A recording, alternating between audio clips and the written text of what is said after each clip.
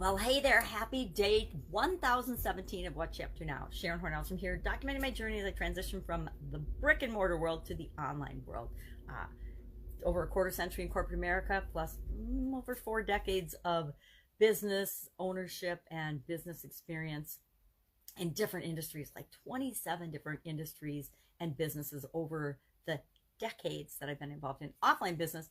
And in 2017, I had the opportunity to test the waters and go online.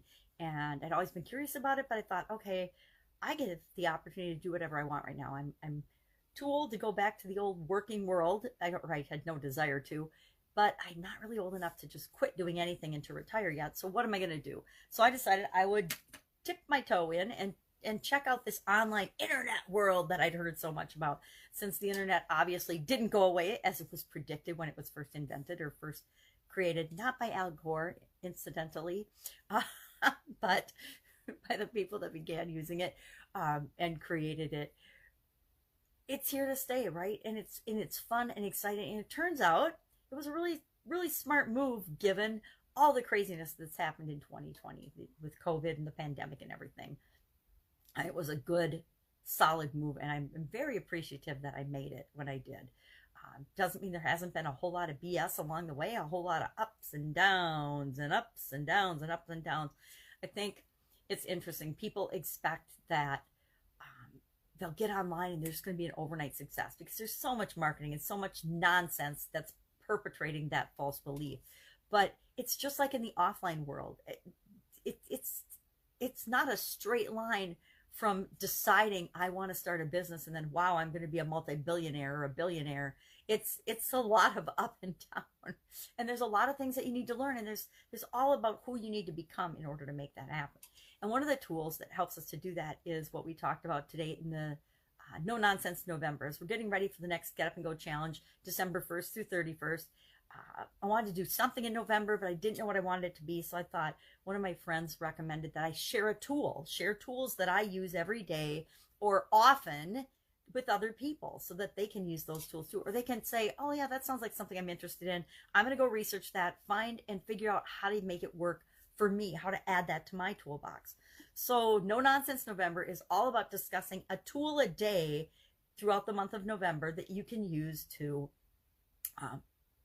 benefit you in your life, your work, whatever it is that you want.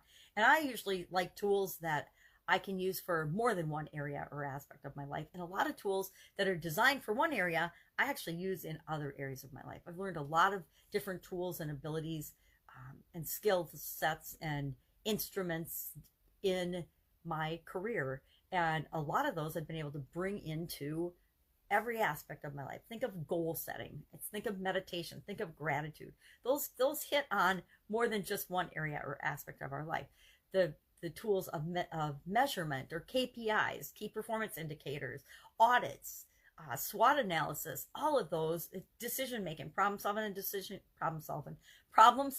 and decision making, how to evaluate alternatives, things like that. All of those have come from not all of them, but many of them have come from my work life, my business life, my education, my engineering education.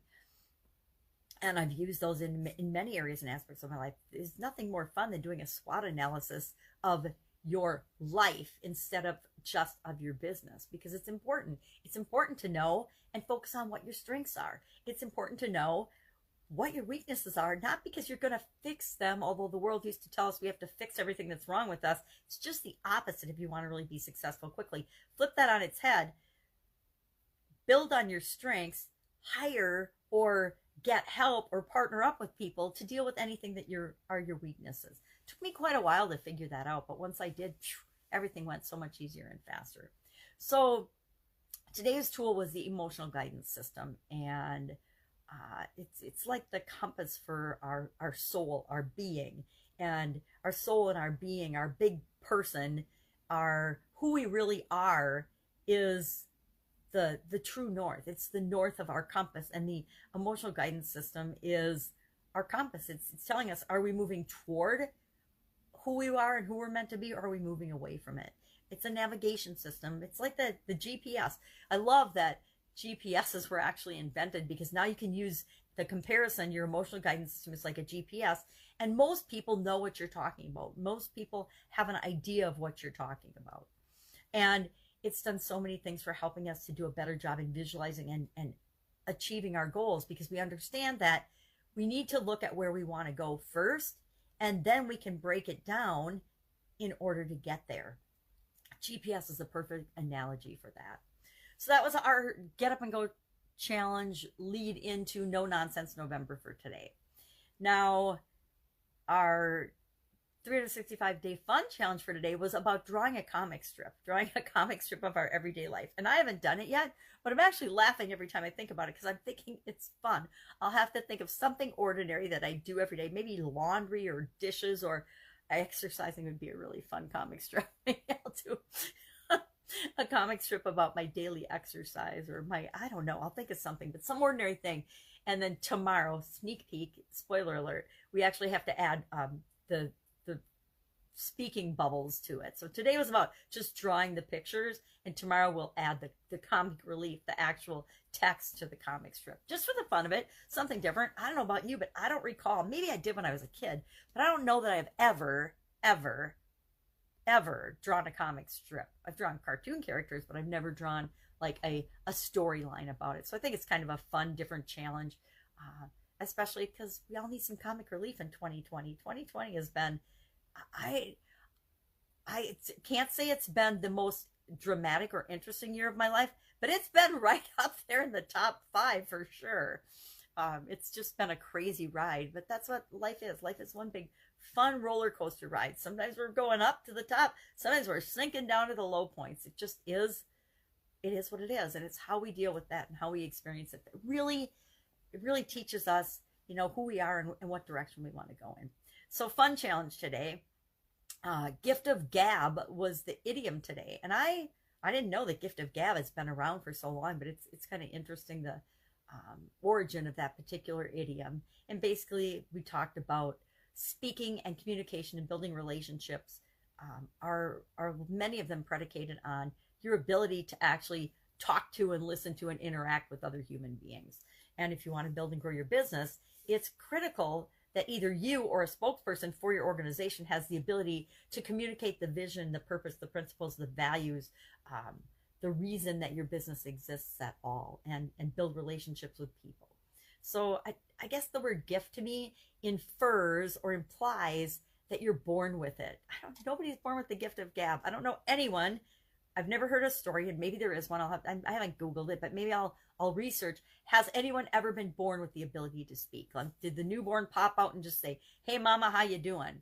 I've never heard a story about that. I'm sure if it had happened, we would have heard about it, but maybe not. We don't know everything. There's so much information and so much knowledge available, and so much, basically not knowledge, information available to people, that we can just be overwhelmed. So as far as I know, no one has been born with the gift of gab, the ability to speak immediately. So that means, like any other thing, each and every one of us have the ability to learn it. We can learn any skill, any ability. We all learn to walk. We all learn to talk. We all learn to, well, I like to say we all learn to think for ourselves, but that might be stretching it a little bit too. But we've all learned and acquired skills throughout our life, and speaking is no different. We can choose to be a better speaker. There are thousands of coaches. There are thousands of programs. There are whole organizations, think Toastmasters, that teach people how to be better communicators, how to be better speakers. So that's what I'm working on today. I am going to be brutally honest with myself. I have not been working on my book. Now, I've been thinking about a couple of things, and I think I'm going to use one of the alternative methods that I learned from Jim Edwards to create the segments of my book. But I got to get on it, because I said I'd have it done by Friday, and it is already Tuesday, so I'm burning daylight. So instead of yapping to you, I'm going to say sayonara, adios, auf Wiedersehen, goodbye, and I'm going to get to work. If I can help you in any way, hit me up in the comments below. Otherwise, I will be with you tomorrow. Bye.